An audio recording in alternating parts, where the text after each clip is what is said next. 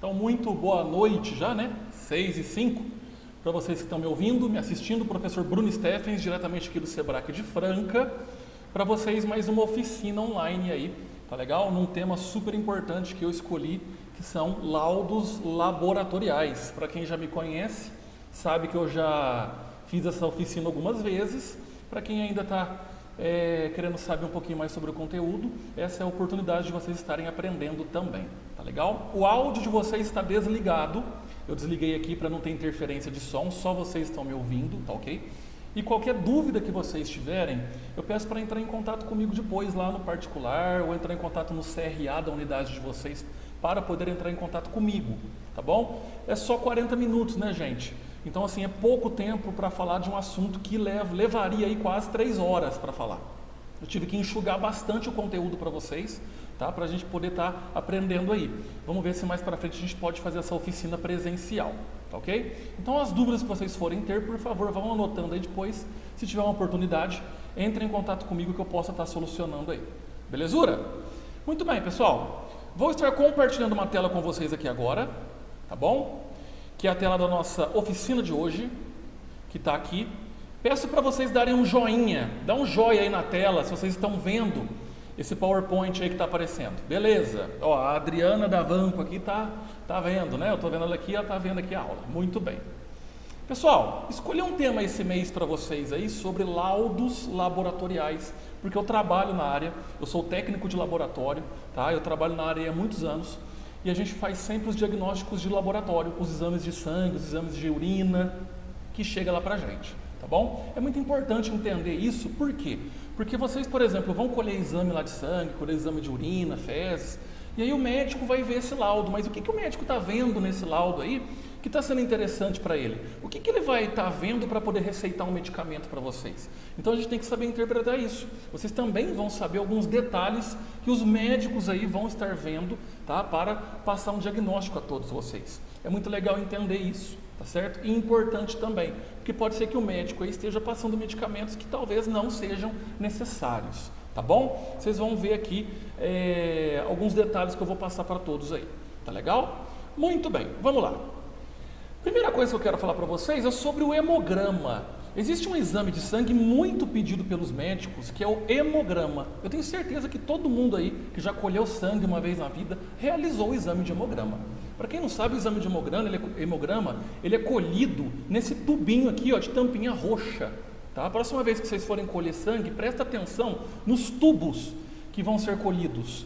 Se tiver um tubo de tampa roxa, igual esse daqui, ó, vocês estão colhendo um exame de hemograma. E para que serve o exame de hemograma? A gente fala hemograma completo, tá? O exame de hemograma, ele vai servir para o médico avaliar se o paciente está sofrendo aí, por exemplo, algum tipo de anemia, para ver se ele está com a resistência baixa, para ver se ele está com uma infecção e qual é a possibilidade de qual agente está causando essa infecção, tá? Se é uma bactéria, um vírus, um protozoário. Então o hemograma é um exame muito rico, muito importante aí que os médicos pedem. No hemograma a gente consegue até dar um diagnóstico de leucemia, pra vocês terem uma ideia, que é o câncer do sangue, tá? É um exame muito simples de se fazer e muito interessante de se interpretar, tá? Uma coisa que eu quero mostrar para vocês agora aqui é o seguinte, tá? Vocês estão vendo aqui um típico exame de sangue, um típico hemograma. Quando vocês forem aí, depois da aula, pegar lá na bolsa de vocês, lá no arquivo de vocês, um exame de sangue, é muito simples interpretar um exame, gente. Olha só, vocês devem estar vendo o meu mouse aqui na tela, tá? Ele está girando aqui na tela de vocês. O exame de sangue nada mais é do que a amostra de vocês, ou seja, o sangue que foi coletado. Esse sangue vai passar por uma máquina, por um equipamento que vai ler todos os parâmetros do sangue, todas as porcentagens de cada tópico, tá bom? A gente tem vários parâmetros, vários tópicos no nosso sangue. Acidez, a questão de hemoglobina, que é uma molécula que vai transportar oxigênio, a parte de imunidade, tudo isso, o tamanho das células do sangue, o aparelho lê tudo isso. Então, cada exemplo que vocês estão vendo aqui, ó, cada nome, ó, eritrócito, hemoglobina, hematócrito, VCM, cada tópico desse é um parâmetro, tá? E tem um número do lado. Vocês estão vendo aqui, ó, um numerinho do lado aqui. Isso aqui é o resultado da amostra de vocês. Vocês vão colher e vai dar um resultado. Para cada pessoa vai dar um resultado aqui para cada parâmetro.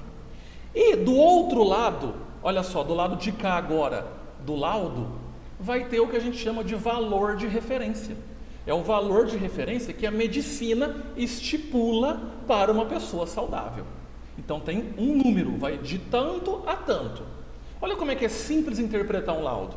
Você vai pegar o seu resultado da análise e comparar com o valor de referência. Se tiver dentro do valor de referência, tá ok.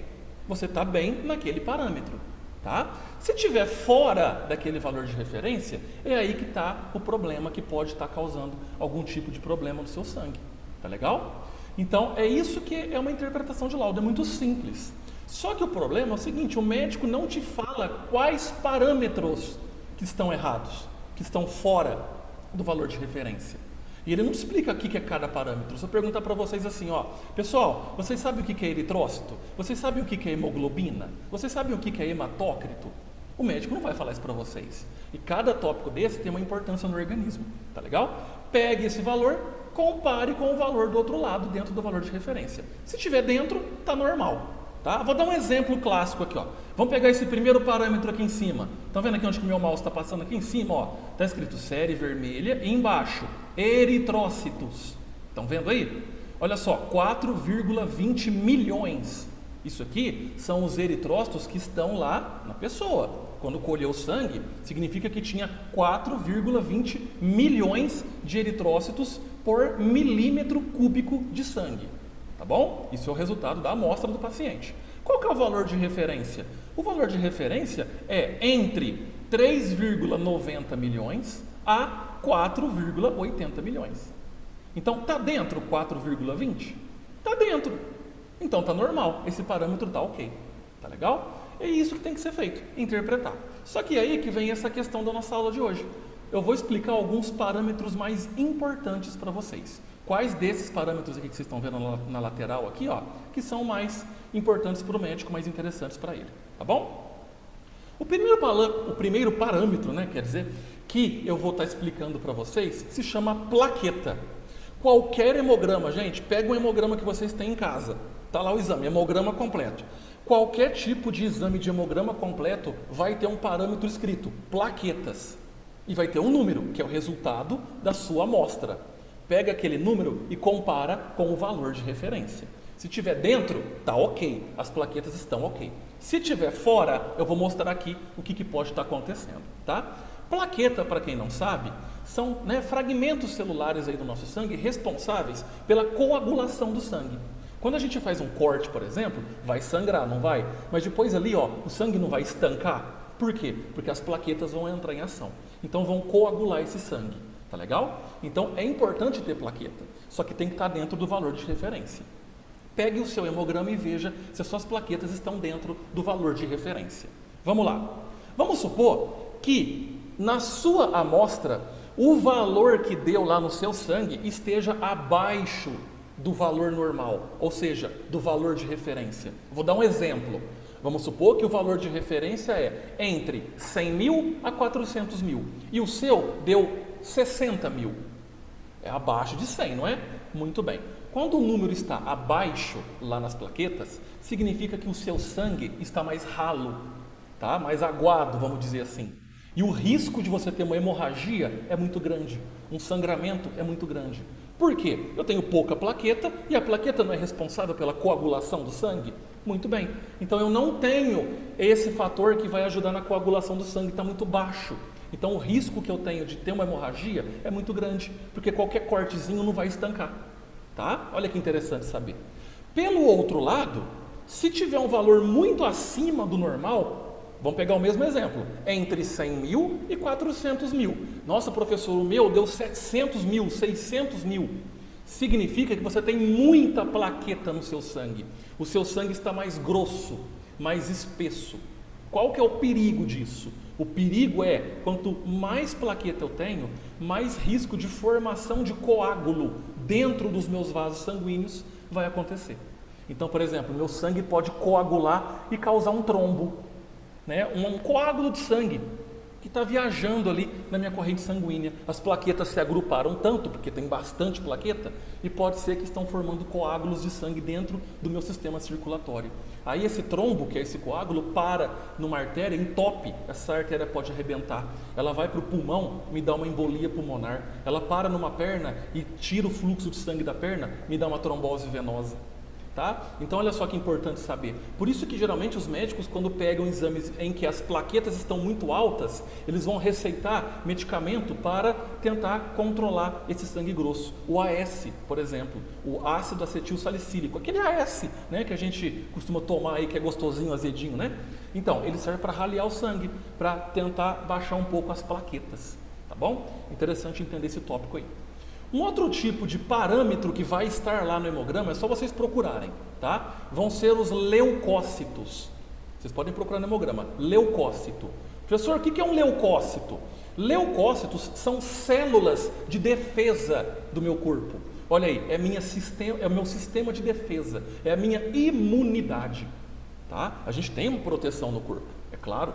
Quando tem algum agente infeccioso que vai ali, né, agredir o nosso corpo, a gente tem uma linha de defesa, uma linha de frente. Então, quem vai defender o nosso corpo são células chamadas de leucócitos, tá bom? A gente tem vários tipos de leucócitos. Eu vou explicar aqui no próximo slide. Mas a soma total desses leucócitos também é um parâmetro interessante de estar entendendo. Então, você vai pegar o seu exame de hemograma e vai lá, leucócitos totais. Qual que é a contagem que tem de leucócito, tá? Ou seja, vamos interpretar aqui. Se o valor for abaixo do normal para leucócitos totais, sempre vamos lembrar, pega a sua amostra e compara com o valor de referência. Está abaixo? Por exemplo, vou dar uma ideia aqui. Os leucócitos totais têm que estar entre 7 a 12. Um exemplo. Ah, o meu está 4, o meu está 3. O que significa? Que você tem pouco leucócito, não é? Ou seja, se eu tenho pouco leucócito, eu tenho pouca imunidade, eu tenho pouca defesa no meu organismo. Então, eu tenho aqui um risco de me adoecer facilmente. Eu não tenho imunidade, eu não tenho uma defesa. Está fraca essa minha defesa. Por quê? Eu não me alimento bem, né? Eu não faço uma atividade física, eu não aumento a minha imunidade, eu fico doente sempre. Toda semana eu estou doente, porque eu não tenho imunidade. Então, se você tem um valor abaixo do normal, você está ficando doente mais rápido, tá? Professor, e se for o inverso? E se eu tiver muito leucócito, muito acima do normal? Bom, pode acontecer aqui duas situações. A primeira é que você está passando, né, possivelmente, por um processo inflamatório ou infeccioso. Ou você tem uma inflamação, ou você tem uma infecção. Qual que é a diferença, professor? Isso eu vou explicar numa outra oficina, tá? Mas o seu corpo está sofrendo ali um ataque. Então, o que vai acontecer? A sua medula, a medula óssea, está produzindo leucócito. Ela está mandando soldado para a guerra. Ela está chamando todo mundo que tem disponível e vai lá porque está acontecendo algum problema. Então está muito alto. Você está passando por um processo inflamatório ou infeccioso. Ou, se for um número muito alto, mas muito alto mesmo. Por exemplo, não é de 7 a 12, né, o exemplo que eu dei? Professor, o meu deu 150. É muito acima, não é? Possivelmente você está passando por uma leucemia, tá? Porque aumenta drasticamente o número de leucócitos no corpo. A leucemia, o que é? É um câncer do sangue, que vai atingir os leucócitos, tá legal? Então aumenta muito a produção de leucócito, tá? Que são células tumorais aí, de acordo com a doença, e nesse caso pode ser uma possível leucemia sim, tá? Isso quem vai diagnosticar é o médico, mas através do hemograma a gente consegue ter uma noção, tá legal? Pessoal, dentro dos leucócitos, eu não falei para vocês agora há pouco que a gente tem vários tipos de leucócito? Muito bem. Dentre os tipos de leucócito estão esses 3 aí. Esses 3 nomes que vocês estão vendo estão lá no hemograma. É só procurar lá que vai ter, tá? Então, olha só. Lá nos leucócitos vai ter um monte de nome. Vai ter lá o neutrófilo, você está vendo aqui, ó, essa célula bonitinha aqui, roxinha. Vai ter o linfócito. E vai ter o eosinófilo. Olha como é que essas células são quando a gente olha elas no microscópio, tá? Isso aqui a gente tem em bilhões no nosso sangue, tá legal? Se eu pegar uma gota de sangue, eu enxergo tudo isso aqui.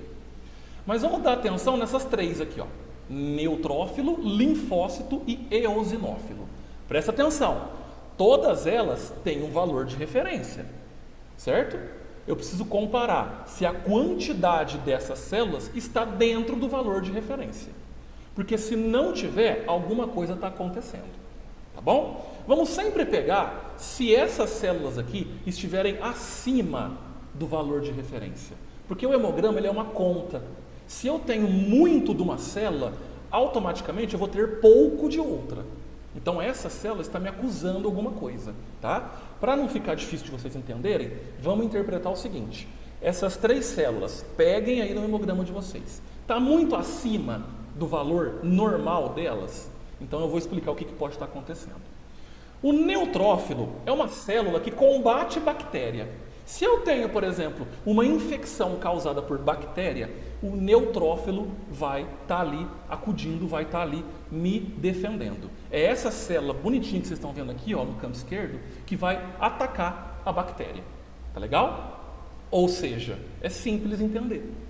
Se eu tenho muito mais neutrófilo do que o valor de referência, significa que a minha infecção é bacteriana. Significa que eu preciso tomar antibiótico. O médico tem que me passar um antibiótico, porque eu estou com um processo de infecção bacteriana no corpo. E como que o médico vai saber? Quando ele vê que os meus neutrófilos estão altos, acima do valor de referência. Tá? Então, opa, você tem muita célula que está combatendo bactéria, ou seja, você tem bactéria no corpo, sua infecção é bacteriana. Está vendo que bacana entender? Por isso que o médico sabe que tipo de agente infeccioso está te agredindo. O linfócito já é uma célula que combate vírus. Olha só, combate vírus, infecções virais. Então, nesse caso, se eu tenho muito mais linfócito do que o meu valor de referência estipula, a minha infecção é viral. Eu estou com uma dengue, uma gripe, até mesmo o Covid, que é o vírus. Tá? Então a minha infecção é viral. O médico tem que me passar um antiviral ou medicamentos para tentar ali controlar os sintomas dessa doença.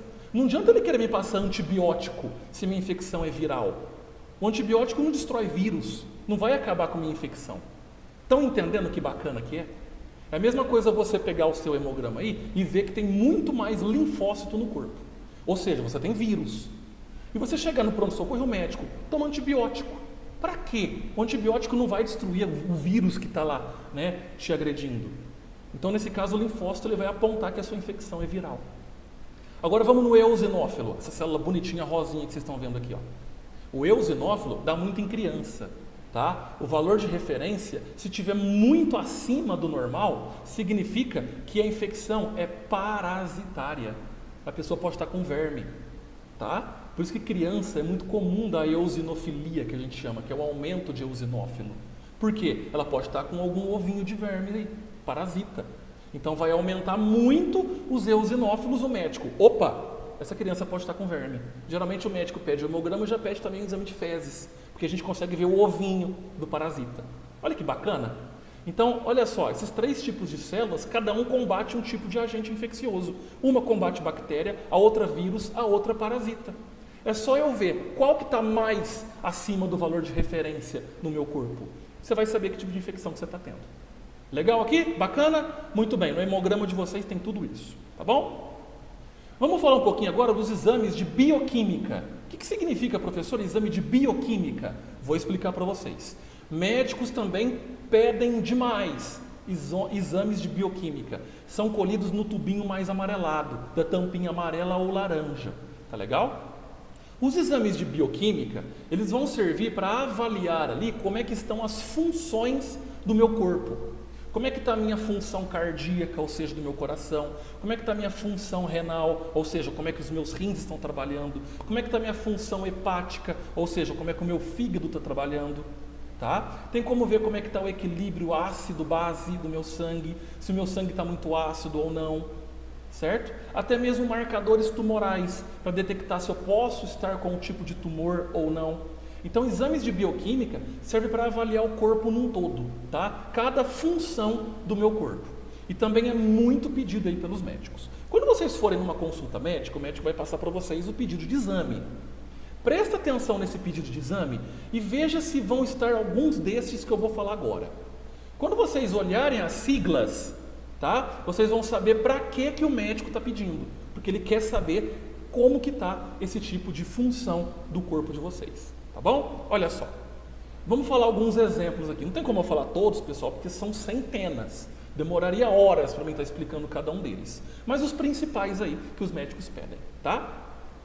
Quando o médico suspeita de que a pessoa está com uma atividade inflamatória no corpo, ou seja, está acontecendo alguma inflamação, pode ser de garganta, pode ser muscular, pode ser uma inflamação nas articulações, mas não tem como ele saber. Mas ele sabe que existe um exame que vai apontar se essa inflamação existe ou não. Não tem como ele saber onde ela é, mas tem como saber se a pessoa está com uma inflamação. Ele vai pedir um exame chamado PCR, que é a proteína C reativa. Não confunda esse PCR com o PCR do Covid, viu? Que lá é outro tipo de exame, que lá envolve biologia molecular, não tem nada a ver. Aquele lá é o PCR-RT, tá? Esse aqui é o PCR exame de sangue, é a proteína C reativa. É para ver se a pessoa está com uma atividade inflamatória em curso. Se der positivo, a pessoa tem uma inflamação. Se der negativo, ela não tem. Agora, onde é essa inflamação? Bom, aí o médico não tem como saber só pelo PCR.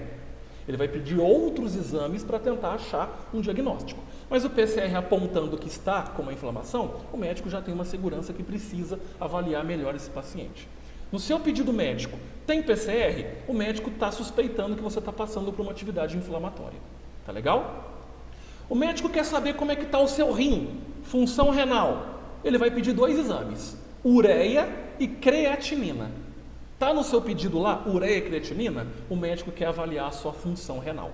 Tá? Vai dar um valor ali, esses exames. É onde que o médico vai achar, opa, está tendo uma falência renal? Está tendo um problema renal? Não, o rim está normal, o rim está ok. Tá? Então, viu lá, ureia e creatinina? Função renal. Tá? Porque esses 2 metabólitos aí que a gente chama, né? Esses 2 exames são metabólitos que estão na urina. Eles vão aparecer lá na função renal. O médico quer saber como é que está o meu fígado, como é que está o figão de vocês aí. Ele quer avaliar a função hepática. Ele vai pedir estes exames aqui, ó. Tá? Ele vai pedir uma amilase, o gama-GT, o TGO, o TGP e bilirrubinas. Cada um é um exame. Tá? Por que tem sigla? Porque o nome é muito complexo, tá? O médico não vai pedir um nome muito grande, extenso, ele vai colocar só a sigla. A gente trabalha muito com sigla no laboratório. Pra vocês terem uma ideia, gama-GT é gama-glutamil transaminase, tá? O que é TGO? Transaminase glutâmica oxalacética. E TGP? Transaminase glutânica pirúvica. Tá vendo como é que são nomes, né, nada a ver? Então, é mais fácil falar TGO, TGP e gama-GT, tá? Muito bem. Pediu esses exames aí, o médico quer avaliar como é que está o fígado, porque eles podem dar alterados. Se tiver muito alterado, pode ser que tenha aí um problema no fígado, tá? Gordura no fígado, hepatite, alguma coisa, tá legal? Mas o médico quer saber através desses exames aí. Quer saber se você está infartando? Tem como saber também através do sangue. Isso, o médico quer saber, o meu paciente está infartando ou não? Você vai no pronto-socorro com dor no peito, o médico vai te colocar num eletro e também vai te colher sangue. Existem 2 exames para ver a função cardíaca. O CKMB, que é a creatinofosfoquinase, tá? A gente chama de CKMB. E o que vai mostrar se você está infartando ou não. É a troponina. Geralmente os médicos falam enzimas cardíacas, CKMB e troponina. Se a troponina der alterada, você está infartando. O médico vai saber que você está infartando e vai te encaminhar direto para o hospital. Tá? Então, sempre quando chegar uma pessoa com dor no peito, que o eletro der alterado, o médico vai falar, colhe CKMB e troponina. Por quê? O músculo cardíaco está sofrendo uma lesão, ele está ali, né, quase infartando. Vai liberar na corrente sanguínea uma enzima chamada troponina. Ela está presente, significa então que a pessoa está infartando e o médico tem como saber. Olha que bacana, não sei se vocês já sabiam disso, estão sabendo agora. Tá? Por fim, o médico quer saber se o seu sangue está muito ácido, né? Se o sangue está muito ácido, muito básico, se o sangue está equilibrado para ele poder funcionar corretamente no corpo.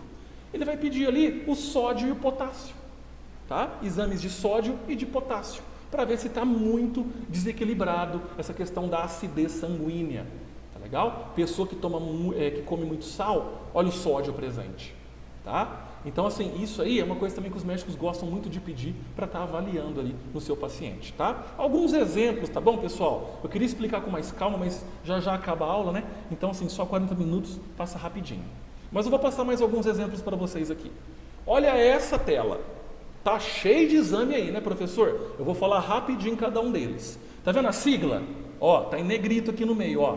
Tá vendo? Isso tudo que tá em negrito são tipos de exame, tá? No seu pedido médico tem algum tipo desse? O médico quer saber o que pode estar acontecendo. Olha só. CPK é um exame que avalia lesão muscular. Se eu agora saio daqui e vou para uma academia, eu não vou puxar peso, eu não vou ali malhar os meus músculos, eu vou lesionar os meus músculos, é normal, porque eu estou fazendo uma atividade física, eu vou jogar um futebol, eu vou varrer a casa toda, eu vou fazer uma faxina, eu não uso muito os meus músculos.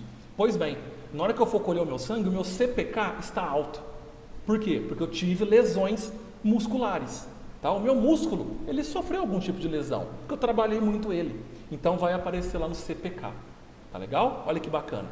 Fosfatase alcalina é um exame que o médico pede para tentar ver doenças do fígado e ósseas. Doenças nos ossos. Tá? Ele vai pedir uma fosfatase alcalina.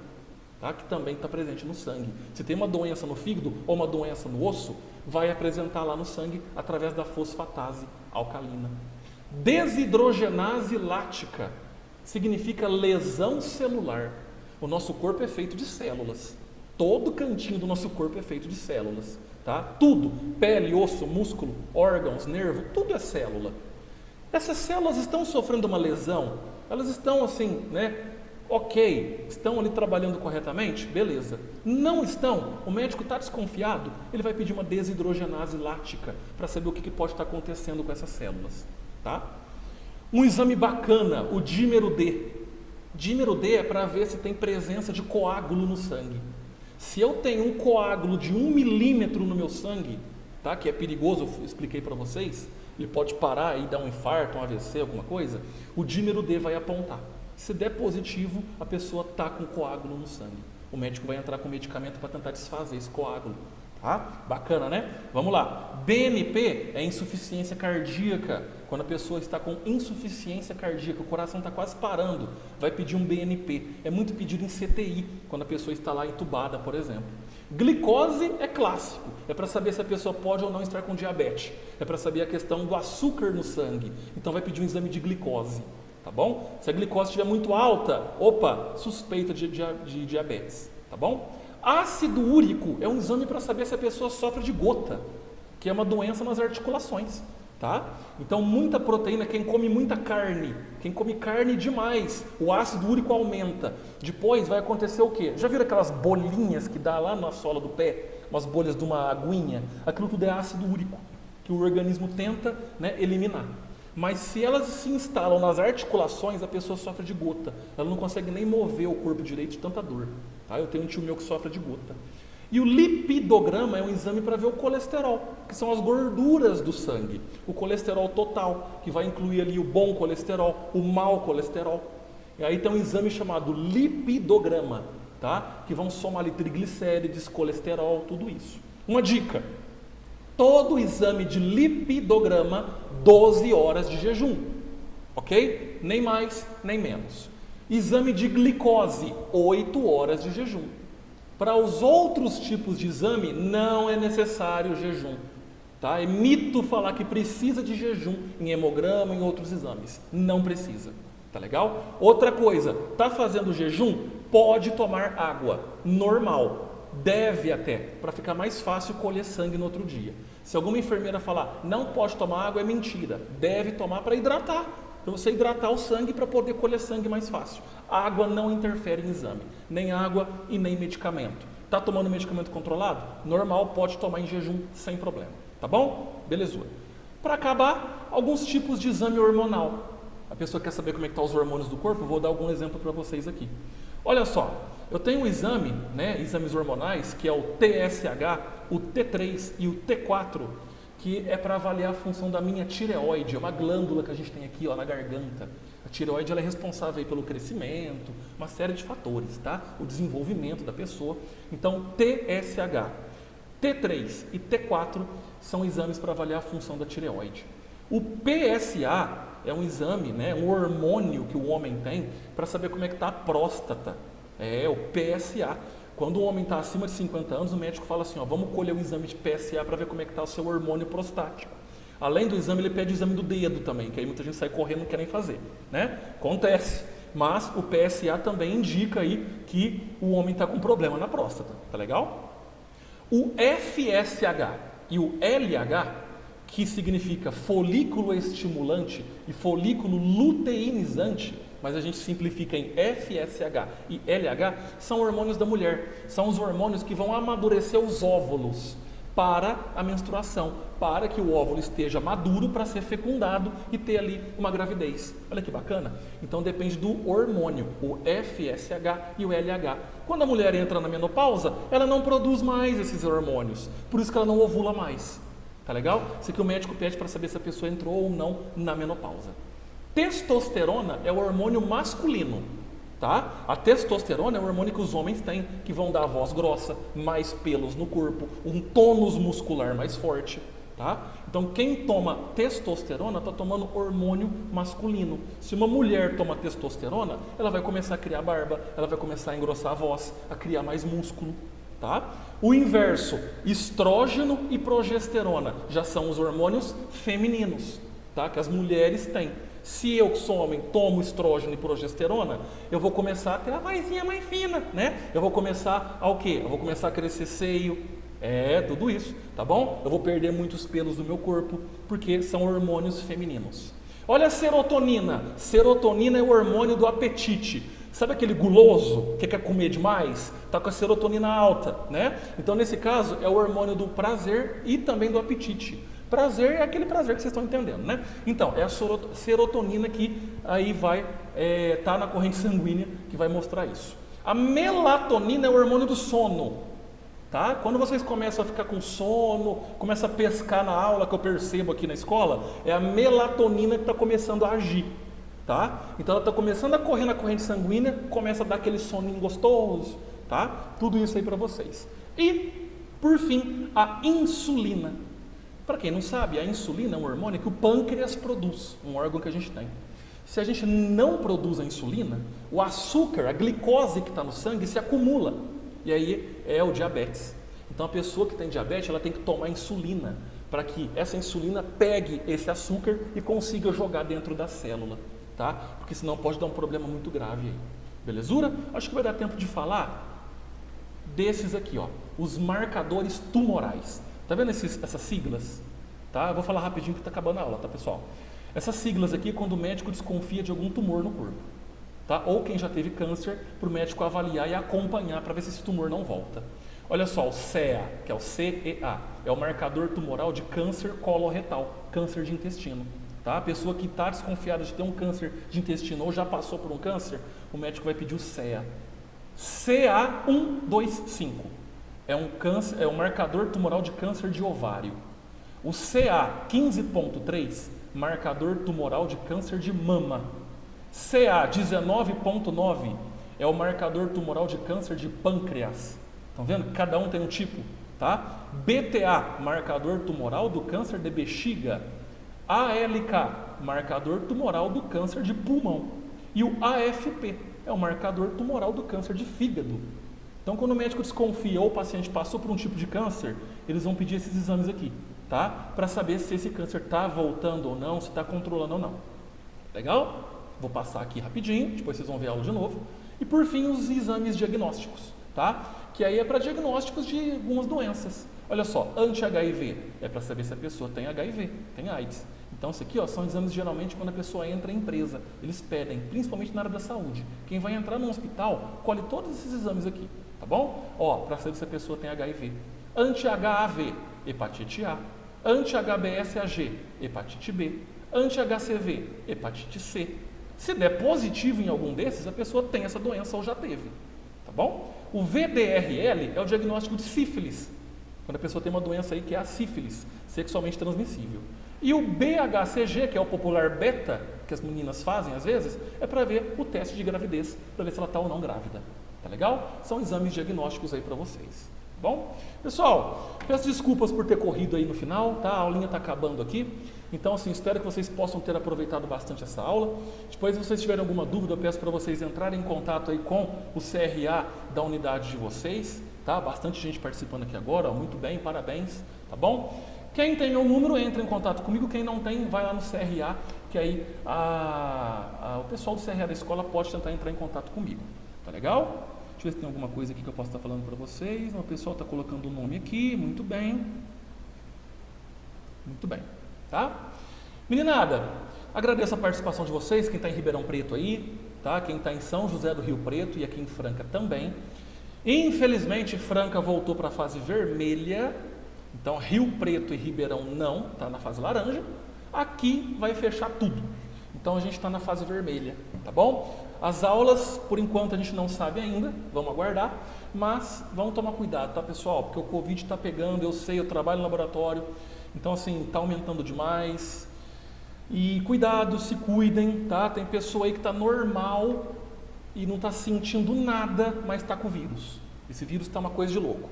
Então, fica a minha dica para vocês aí, tá certo? Se puderem, façam o exame, porque vocês podem não estar sentindo nada, mas está transmitindo. Então façam um exame, qualquer laboratório faz, tá bom? Qualquer coisa é só entrar em contato comigo. Um grande abraço, fiquem todos com Deus aí, um bom final de semana. Semana que vem aí vamos ver como é que vai ficar a questão das aulas para vocês aqui de Franca, mas estamos juntos, belezura? Grande abraço, fiquem com Deus, até a próxima, professor Bruno Steffen, diretamente de Franca para vocês. Até, tchau, tchau.